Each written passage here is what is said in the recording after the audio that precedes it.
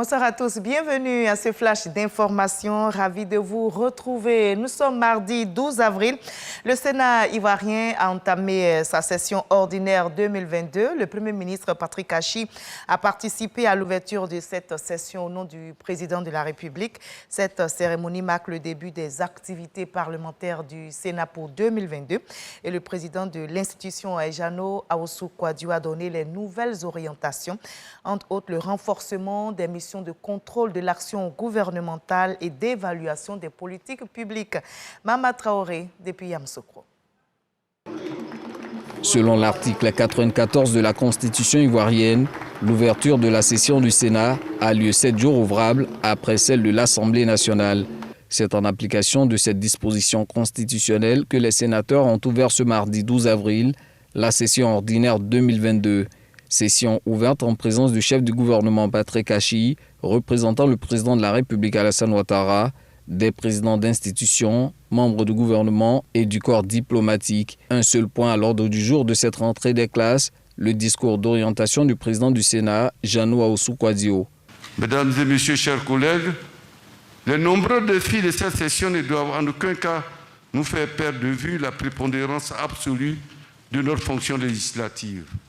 Ainsi, outre la programmation des projets de loi déposés sur le bureau du Sénat, notre Chambre reste en attente des délibérations de l'Assemblée nationale relatives aux 24 premiers projets de loi dont elle a été saisie. À cet égard, il importe que notre institution veille à rendre la loi plus intelligible et plus accessible aux citoyens, de telle sorte qu'il ait une parfaite connaissance et une entière compréhension de la règle qui lui est applicable. Il apparaît essentiel de mettre en œuvre de manière effective, conformément aux dispositions de la Constitution, notre droit d'initiative en faisant des propositions de loi. Toujours dans la droite ligne de l'accomplissement de ses missions constitutionnelles, le Sénat compte organiser cette année un forum dédié à la diaspora ivoirienne, assises qui permettront de recueillir les préoccupations des Ivoiriens vivant à l'étranger. Selon une étude de la Banque africaine de développement, la diaspora ivoirienne compte environ 1,2 million de personnes.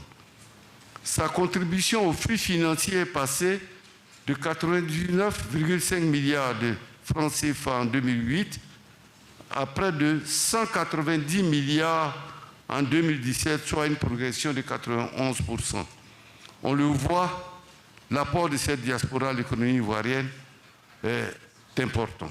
S'agissant du droit de regard dont dispose le Sénat sur l'action gouvernementale, Jano Awosou-Kouadio félicite l'exécutif pour la prise de mesures visant à amoindrir le choc des crises internationales sur le quotidien des populations. Cependant, la Chambre haute du Parlement recommande au gouvernement d'accentuer ses efforts en ce qui concerne la modernisation de l'agriculture. L'agriculture représente en effet 19% du PIB et plus de 75% des exportations de notre pays en 2019. S'il est ainsi incontestable que l'économie ivoirienne repose sur l'agriculture, le Sénat voudrait inviter le gouvernement à multiplier les lycées et collèges agricoles en vue de l'installation à moyen terme de jeunes formés au métier de l'agriculture sur des fermes aménagées. À cet effet, l'autosuffisance alimentaire devait être inscrite au rang des priorités nationales en vue de réduire notre dépendance vis-à-vis de l'extérieur quant à l'approvisionnement des ménages en denrées alimentaires.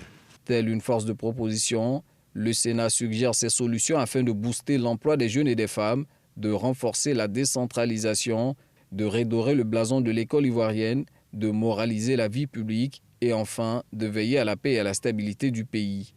Dans un monde devenu multipolaire et au regard des défis de notre nation, je voudrais inviter solennellement l'ensemble de nos concitoyens à constituer une union forte autour du président Alassane Ouattara en vue de la consolidation et de la pérennisation des précieux acquis ces 10 dernières années. Sachons, chers concitoyens, mettre l'intérêt supérieur de la nation au-dessus de nos divergences. Sachons, chers concitoyens, faire en sorte que le pays de Félix Houphouët-Boigny demeure cette oasis et ce havre de paix et de prospérité envié et respecté de tous. Notons que 94 sénateurs ont répondu présents à cette ouverture de session sur les 97 que compte l'institution. Ils ont été informés par Janoa Ousoukwadio que les deux chambres du Parlement se réuniront en congrès le mardi 19 avril prochain à la demande du président de la République, ce conformément à la Constitution. Et l'actualité, c'est aussi la digitalisation de la filière café-cacao, innovation historique. Les producteurs ont leur carte d'identification unique. C'est le sujet du dossier EcoPlus de ce 20h. On s'attelle donc au recensement des producteurs de café-cacao et à la localisation de leur verger. Le Conseil café-cacao, initiateur de ce projet, veut répondre aux exigences du marché mondial comme la traçabilité de son cacao. Mais au juste, que vaut cette carte du producteur de café-cacao et qu'est-ce qu'elle vient changer dans son quotidien? On en saura davantage dans l'édition de 20h.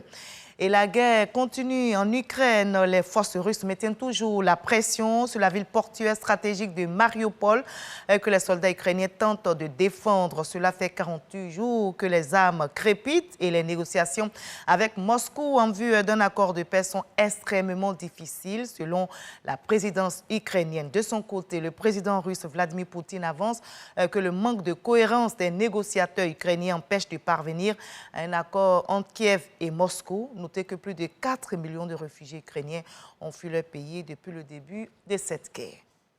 Et nous, on va se retrouver dans la paix ici en Côte d'Ivoire pour la grande édition. C'est à 20h. À tout à l'heure.